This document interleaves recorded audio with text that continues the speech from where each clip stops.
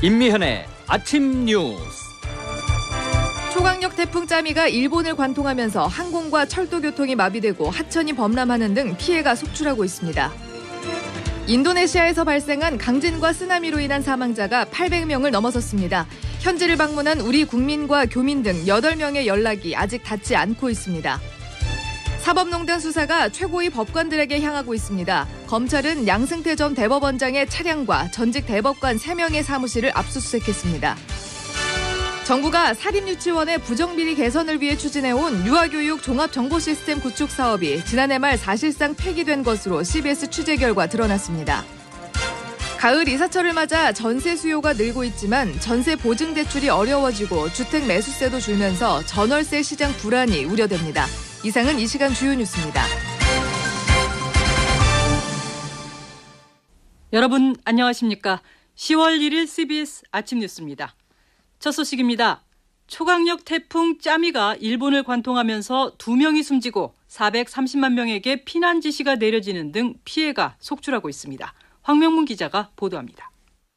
초강력 태풍 짜미는 일본 도쿄 북쪽을 통과한 뒤 시속 120km 속도로 북상하고 있습니다. 중심 기압은 960헥토파스칼, 순간 최대 풍속은 60m로 강풍과 함께 폭우를 동반하며 많은 피해를 내고 있습니다. 가고시마 해안에서는 높이 11m의 등대가 강풍과 높은 파도로 뽑혀나가고 시간당 최고 120mm의 폭우가 쏟아졌습니다. 오사카에서는 건물이 무너지고 공항이 폐쇄되는 등 피해가 속출하고 있습니다. 지금까지 2명이 숨지고 2명이 실종된 가운데 최소한 105명이 부상을 입었고 430여만 명에게 피난 지시가 내려졌습니다. 태풍 짜미가 일본을 강타하면서 항공편이 속속 결항되고 수도권 전철과 지하철의 운행도 정지됐습니다. 지난번 태풍 제비의 직격탄을 맞아 폐쇄됐던 오사카 간사이 공항은 또다시 폐쇄되면서 이 노선 항공기 운항이 중단됐습니다. 또 신칸센도 규슈 지역에서부터 간토 지역까지 운행이 정지되고 도쿄를 중심으로 한 수도권에서는 전철 운행이 전면 중단됐습니다. 일본 기상청은 짜미가 일본 열도를 종단하며 북상하면서 많은 지역에 피해가 나올 수 있다며 강풍과 폭우, 산사태 등에 주의해달라고 당부하고 있습니다. 태풍 짜미는 오늘 낮 홋카이도까지 북상하며 많은 비를 뿌린 뒤 오후 3시 이후에야 일본을 빠져나갈 것으로 보입니다. CBS 뉴스 황명문입니다.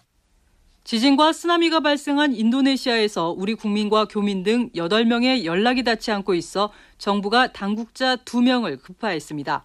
현재까지 공식 집계된 사망자 수는 832명이지만 전기와 통신이 끊기고 구조 장비도 부족해 희생자 수가 수천 명에 이를 것으로 우려됩니다. 검찰이 양승태 전 대법원장 등에 대해서 강제 수사를 벌이는 등 사법농단 의혹의 몸통을 정조준하고 나섰습니다. 정석호 기자가 보도합니다. 검찰은 어제 양승태 전 대법원장과 차한성, 박병대, 고영한 전 대법관에 대해 압수수색에 나섰습니다. 지금껏 영장이 번번이 기각되던 상황과는 사뭇 다른 양상이 시작된 겁니다. 3명의 전 대법관들은 양 전 대법원장 취임 이후 법원행정처장을 차례로 역임한 인물들인데 검찰은 이들이 현직에 있으면서 재판 개입과 관련해 부당한 지시를 하거나 보고를 받은 것으로 의심하고 있습니다. 특히 박병대 차한성 전 대법관은 일제 강제징용과 관련해 당시 박근혜 정부 청와대와 교감을 갖고 소송을 고의로 늦췄다는 의혹을 받고 있습니다. 고영한 전 대법관은 부산 스폰서 판사 의혹 사건과 전교조 법외노조 소송에 개입한 정황이 드러나기도 했습니다. 한편 법원이 이번 압수수색을 허용한 기준이 제각각이어서 마지못해 영장 발부를 했다는 비판도 나옵니다. 특히 양 전 대법원장에 대해서는 퇴임 이후 사용 중인 차량에 한해서만 영장이 발부됐는데 정작 자택영장은 주거 안정의 가치가 중요하고 증거자료가 있을 개연성이 없다는 이유로 기각됐습니다. 현역 시절 사용한 차량도 아닌데다 증거가 있을 개연성만 놓고 보면 차량보다 자택이 가능성이 높다는 의구심이 당장 제기됩니다. 여기에 차한성, 박병대 전 대법관에게는 사무실을, 고영한 전 대법관은 자택 압수수색을 허용해 자의적인 판단이라는 지적도 나왔습니다. CBS 뉴스 정석호입니다. 정부가 사립유치원의 회계 투명성을 위해서 추진하던 유아교육 종합정보시스템 구축 사업이 좌초된 것으로 뒤늦게 밝혀졌습니다. 사립유치원 비호 세력이 개입했다는 의혹도 불거지고 있습니다. 김영태 기자의 단독 보도입니다.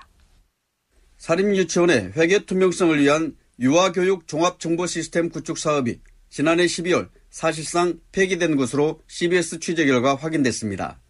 이전 유아교육 5개년 계획에 포함된 이 사업이 2018년 이후 유아교육 5개년 계획에서는 사라진 겁니다. 더구나 이 사업은 이전 정부부터 추진된 연속 사업이어서 결국 완성 직전에 접은 꼴이 됐습니다. 문재인 정부는 지난해 2월 사립유치원 부정비리 개선 방안으로 유아교육 정보 시스템 구축을 내놨으나 10달 만에 약속을 파기한 겁니다. 당시 이 업무를 총괄한 교육부 고위공직자들은 명확한 해명 없이 침묵으로 일관하고 있습니다. 현 교육부 담당자들도 사립유치원 회계 시스템 구축 사업이 좌초된 사실을 감추는 데에만 급급한 실정입니다. 그렇다면 국가관리 사립유치원 회계 시스템 구축 사업이 왜 이렇게 어려운 걸까? 경기도교육청 안태원 시민감사관의 말입니다. 그 이면에는 당연히 교육부에 사립유치원 등을 비호하는 세력들이 깊숙이 개입되지 않았나라는 의구심을 강하게 가질 수밖에 없다고 생각합니다. 매우 안타까운 일이 아닌가 싶습니다. 정당하고 명분 있는 사업을 국민 몰래 실종시킨 교육부 당국자들에 대해 감사원 감사를 통해 엄정한 처분이 뒤따라야 한다는 지적입니다. CBS 뉴스 김영태입니다. 북한 리용호 외무상은 유엔 총회 연설에서 미국이 먼저 신뢰 조치에 나서야 한다는 기존 입장을 고수했습니다. 미국은 리 외무상의 연설에는 별다른 반응을 보이지 않은 채 앞으로 있을 협상 준비에 매진하는 모습입니다. 워싱턴 장규석 특파원의 보도입니다. 리용호 북한 외무상의 유엔 총회 기조연설. 미국에 대한 신뢰가 없이는 우리 국가의 안전에 대한 확신이 있을 수 없으며 그러한 상태에서 우리가 일방적으로 먼저 핵무장을 해제하는 일은 절대로 있을 수 없습니다. 사실 연설의 핵심 부분은 핵무장 해제라는 표현이 명시된 것을 빼면 지난 8월 초 싱가포르 아세안 지역 안보 포럼 연설 내용과 크게 다르지 않습니다. 또 동시행동 원칙, 단계적 조치 등을 강조하면서 미국이 먼저 신뢰 구축 조치를 해야 한다는 북한의 공식 입장에도 큰 변화가 없었습니다. 일방적인 비핵화는 없다며 미국의 신뢰 구축 조치를 촉구한 리 외무상의 연설에 미국은 별다른 반응을 내놓지 않았습니다. 미 국무부도 그저 대화가 진행 중이라고만 논평을 내나 앞으로 있을 오스트리아 빈에서의 북미 간 실무회담, 그리고 폼페이오 국무장관의 이번 달 4차 방북 준비에 매진하는 모습입니다. 일단 트럼프 미국 대통령이 김정은 위원장의 제의를 받아 2차 북미 정상회담에 대한 의지를 나타낸 만큼 미국 행정부도 회담에서의 성과를 도출하기 위해 북한과 적극적으로 협상에 나서야 하는 상황이 됐습니다. 한 외교 소식통은 이제 북한이 내놓을 수 있는 비핵화 관련 조치와 미국이 줄 수 있는 안전보장 또는 신뢰 구축 조치를 모두 테이블 위에 꺼내놓고 서로 맞춰보는 데서부터 협상이 시작될 것이라는 관측을 내놨습니다.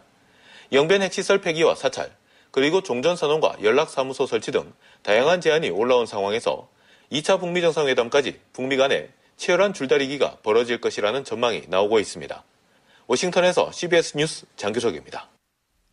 남북은 국군의 날인 오늘 철원 비무장지대의 지뢰와 폭발물 제거 작업을 시작합니다.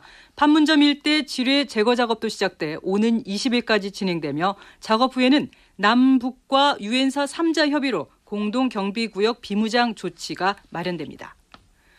국회는 오늘 외교통일안보 분야를 시작으로 대정부 질문을 실시합니다. 외교통일안보 분야에서는 3차 남북 정상회담과 한미 정상회담 등 정부의 대북 정책과 한반도 비핵화 등이 핵심 쟁점입니다.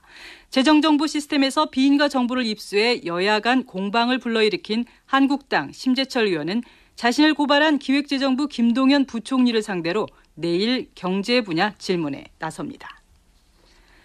우리나라 노인 10명 가운데 6명이 생계를 위해서 여전히 일하고 있습니다. 하지만 어르신들의 일자리 구하기는 녹록지 않은 게 현실인데요. 서울 남구로역 인력시장을 다녀온 김명지 기자와 함께 그 실태를 살펴보겠습니다. 김 기자, 어서 오세요. 네. 먼저 지난주에 발표된 통계청 자료를 보면 생활비를 스스로 마련하고 있는 노인의 비중이 처음으로 60%를 넘었죠. 네, 61.8%였습니다. 이를 더하는 이유 바로 생활비였습니다. 네, 김 기자가 인력시장을 다녀왔는데 실제 그곳에서 노인들을 찾아볼 수 있었습니까? 제가 새벽에 나가봤는데 서울 지하철 7호선 남구로역 근처의 인력시장엔 겉보기에도 환갑을 넘겼을 흰머리 어르신들이 덜어 계셨습니다. 네. 새벽 4시, 5시 이럴 때 만난 어르신들께 물었더니 집에서 자전거 타고 30분을 왔다, 경기도에서 왔다라고 하시더라고요. 소위 노가다라고 하잖아요. 네. 이런 일자리를 구하려고 40, 50대들과 경쟁을 하고 있는 거죠. 네, 가뜩이나 지금 불경기입니다. 여기에 나이까지 있기 때문에 일자리 구하기가 어려울 것 같은데 어떻습니까? 말 그대로 바늘구멍 통과하기보다 어렵다고 합니다. 제가 만난 60대 중반의 두 분 이야기 들어보시죠. 하다 말라 해요. 그렇죠? 나이 많은 사람들이 일자리가 적어요. 또 현장이 좀 작은 데는 받아주고 못 나가는 사람들 많아요. 이제 큰 대기업 같은 데는 나이 먹은 사람은 이제 못 들어가지. 사고 많이 난다고 그런 데서는 안 써. 그런데 이 어르신들이 왜 이렇게 힘든 일자리를 찾고 있는 거죠? 수수료를 떼면 하루 일당이 10만 원 정도 된다고 하는데요. 이 정도를 벌 곳이 여기밖에 없다고 하시더라고요. 거리가 그래도 가장 괜찮은 곳이다. 연세가 있기 때문에 아무래도 건설 현장 일용직 자리는 힘들 것 같은데요. 인력시장은 보통 승합차가 와서 여기 타세요 이렇게 한 다음에 태워가지고 건설 현장으로 가거든요. 네. 근데 겉보기에도 흰머리가 있다 보니까 아무래도 여기에 합류하기가 쉽지 않죠. 말 그대로 허탕을 치기가 일쑤인데요. 65살 정모 씨 이야기 들어보시죠. 허탈하죠. 뭐 그런 부분은 이런 일을 한두 번 당한 게 아니고 오늘 하루 벌어서 또 몇 분 갖고 가야 조화를 하는데 집에서도.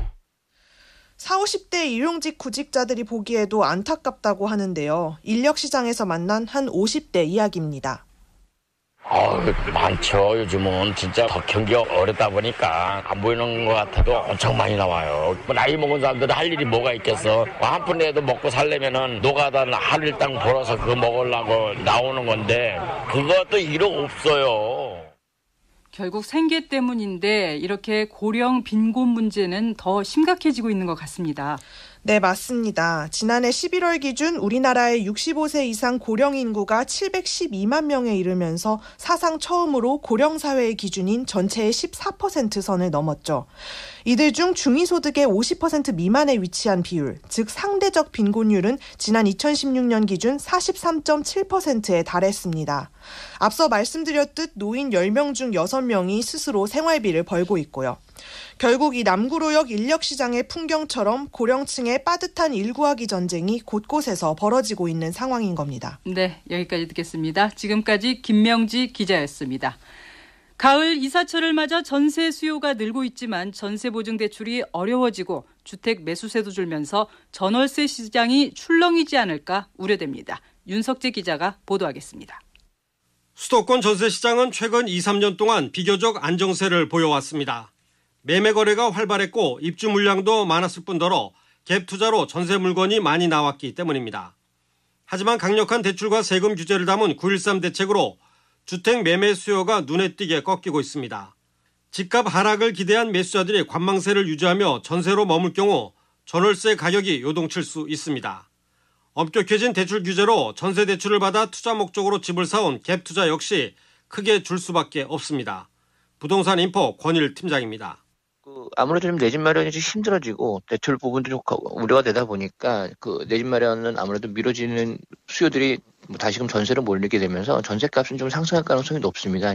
여기에 다주택자와 고가주택자를 비롯한 집주인들이 늘어난 세액 부담을 전월세 가격에 넘길 가능성도 커 보입니다. 현재 서울의 전월세 시장은 가을 이사철과 재건축 이주 등에 따라 일부 강세를 나타내고 있습니다. 다행히 입주 물량이 아직은 여유가 있어 당장 전세 대란을 우려할 상황까지는 아닙니다. 하지만 주택 구매 수요가 줄고 집주인이 세부담을 떠넘길 경우 세입자로선 불리할 수밖에 없습니다. CBS 뉴스 윤석재입니다. 6.25 전쟁 당시 경기도 고양의 금정굴에서 153명의 민간인이 학살된 이후 유가족들은 아직까지 고통을 받고 있습니다. 한 보훈단체가 이들을 아직도 부역자라고 비난하면서 지원 조례도 철회할 것을 요구하고 있기 때문입니다. 고무성 기자가 취재했습니다. 지난달 28일 오후 경기도 고양시 일산 서구에 위치한 현충공원. 태극단 순국열사 합동 추모식이 끝난 뒤 유가족과 보훈단체 회원 60여 명이 금정굴 희생자들의 위령사업에 관한 지원조례를 철회할 것을 촉구했습니다. 토착 빨갱이들이 있습니다. 그분들이 지금 희생자가 되고 태극단원들이나 군인이나 경찰관 모든 사람들이 다 학살자로 매도가 된 겁니다. 태극단은 6.25 전쟁 당시 국가를 수호하기 위해 반공투쟁도 했지만 부역 혐의자 또는 가족이라는 이유로 민간인 153명을 학살한 금정굴 사건에도 개입했습니다. 금정굴 유가족들은 위령사업 지원 조례가 처음 발의된 지 8년 만인 지난 8월에 드디어 통과되자 펑펑 울며 기뻐했었습니다.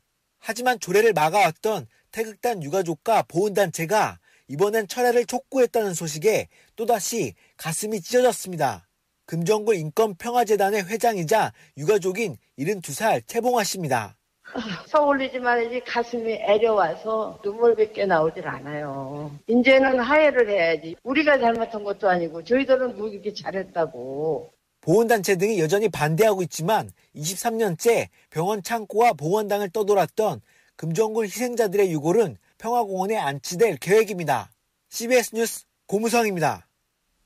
다음은 간추린 소식을 이강민 아나운서가 전해드립니다. 건군 70주년을 기념하는 국군의 날 행사가 오늘 거행됩니다. 올해 행사는 오늘 오전 성남 서울공항에서 국군 유해 봉환식으로 시작됩니다. 1996년부터 2005년까지 약 10년 동안 미국과 북한이 공동으로 함경남도 장진호, 평안북도 운산 지역 등에서 발굴한 유해 중 국군 전사자로 판정된 64구가 봉환됩니다. 스웨덴 카롤린스카대 노벨위원회는 오늘 저녁 노벨 생리의학상 수상자를 발표합니다. 내일은 물리학상, 3일 화학상, 5일 평화상, 8일 경제학상 발표가 이어지며 올해는 문학상은 시상하지 않습니다. 의료계의 반발 속에도 경기도 의료원 안성병원이 전국 최초로 오늘부터 수술실 CCTV 운영에 들어갑니다. 안성병원에서는 하루 평균 한두 건의 수술이 이루어지고 있어 조만간 수술 모습이 CCTV로 촬영될 전망입니다. 오늘부터 국민콜 110에 전화를 걸어 성희롱하거나 욕설을 했다간 고발당할 수도 있습니다. 민원인의 폭언이 관계법률에 위반된다고 판단되면 수사기관에 고발하고 상담사가 해당 민원인에 대해서 고소, 고발, 손해배상 청구 등의 조치를 할 수 있습니다.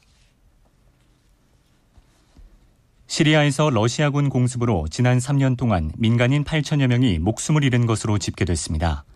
시리아 내전 감시단체 시리아 인권관측소는 2015년 9월 시리아 반군과 순위파 무장세력 이슬람 국가를 상대로 시작된 러시아군의 공습으로 모두 18,096명이 숨졌다고 밝혔습니다. 13살 소녀에게 입을 맞춘 16살 터키 소년에게 징역 4년 6개월 이상의 실형이 선고돼 논란이 일고 있습니다. 터키 안탈리아 법원은 학교 건물 뒤편에서 소녀와 만나 포옹을 하고 입을 맞춰 미성년자를 대상으로 한 성범죄 혐의로 기소된 소년에게 징역 최단 4년 6개월, 최장 16년을 선고했습니다. 10년 넘게 해양경비함정의 소음 속에서 근무한 뒤 뒤늦게 난청이 생긴 공무원에게 업무상 재해를 인정하라는 법원 판단이 나왔습니다. 서울행정법원은 김모 씨가 공무원 연금공단을 상대로 공무상 재해를 인정해달라고 낸 소송에서 김 씨 승소 판결을 내렸습니다. 지금까지 간추린 소식이었습니다.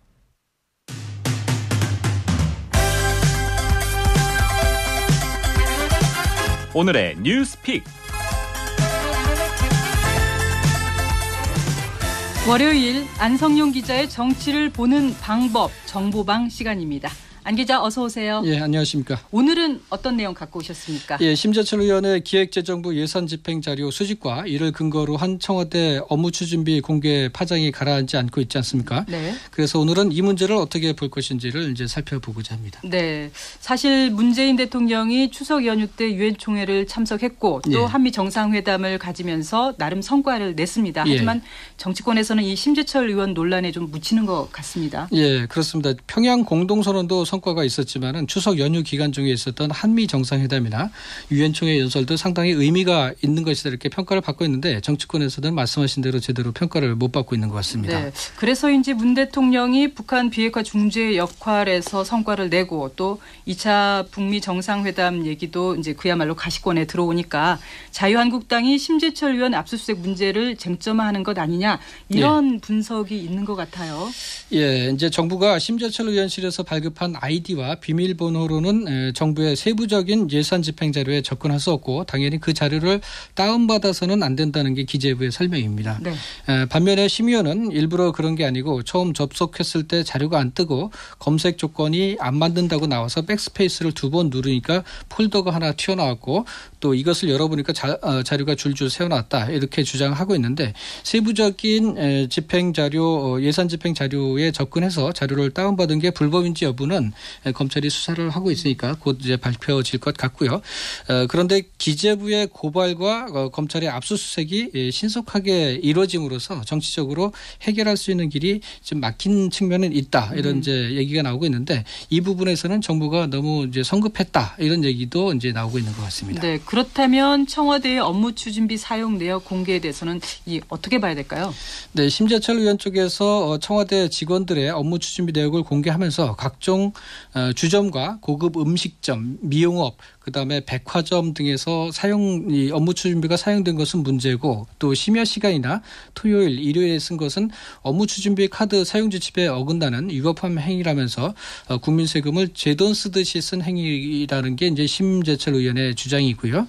또 청와대 근무를 위해서는 이제 신원조회 등에 약 한 달 정도의 시간이 필요하는데 이때는 민간인 신분이죠.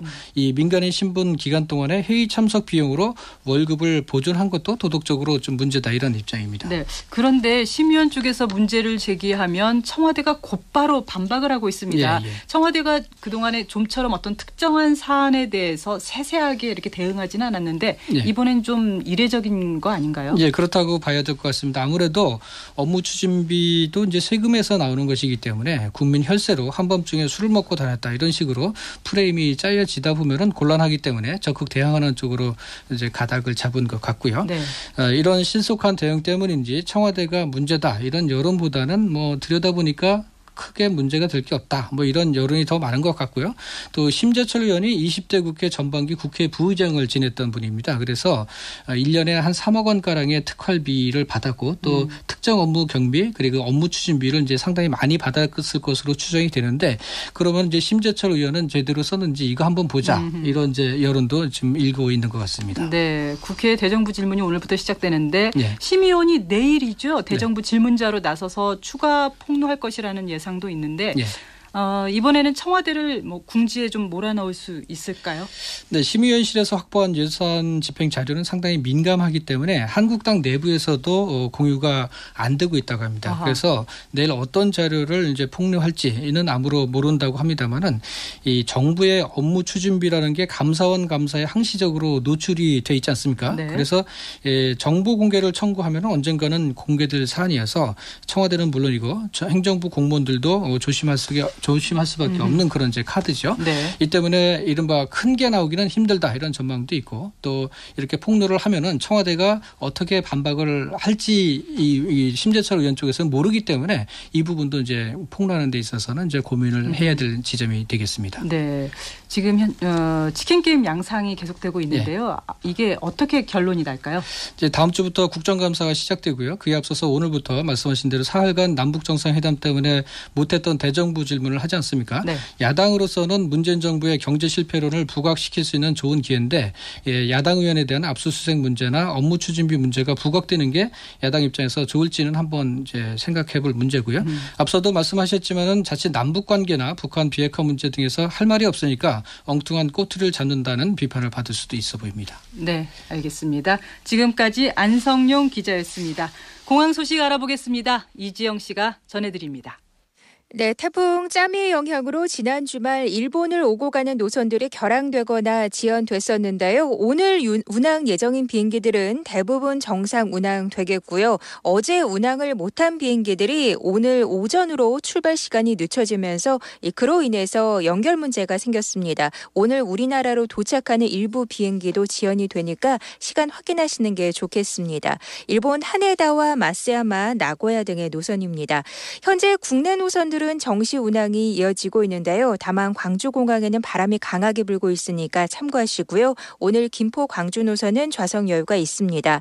제주로 가는데도 시간대별로 예약이 가능하겠고요. 10월에는 국내선 유류 할증료가 편도 기준 6,600원이 적용되니까 이용에 참고하시기 바랍니다. 광정보였습니다.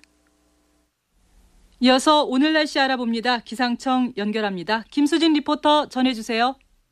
네, 세월이 시작되면서 날이 부쩍 더 쌀쌀해졌습니다. 오늘 아침 봉화의 최저기온이 5.6도, 제천 6.2도, 서울도 13.1도까지 떨어진 가운데 찬바람까지 다소 강하게 불고 있어서 아침 공기가 한결 더 차갑게 느껴지고 있습니다. 특히 오늘 서해상에 위치한 기압골 영향으로 경기 남부와 강원 영서 남부, 또 충청도와 전북, 영남 서부 내륙을 중심으로 오후까지 5mm가 안 되는 비가 조금 내리는 곳 있겠고요. 그 밖에 중부 지역에서도 산발적으로 빗방울이 떨어지는 곳이 있겠습니다. 그리고 낮 동안에도 기온이 뚝 떨어져서 예년 이맘때보다 한결 서늘하겠는데요.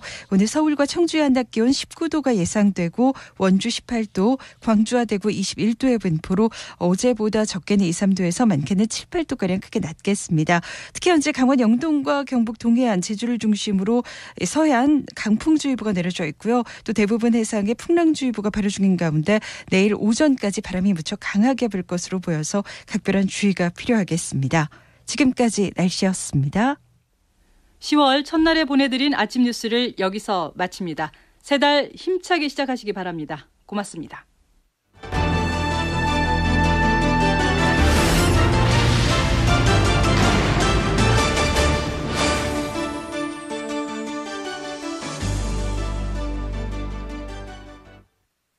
CBS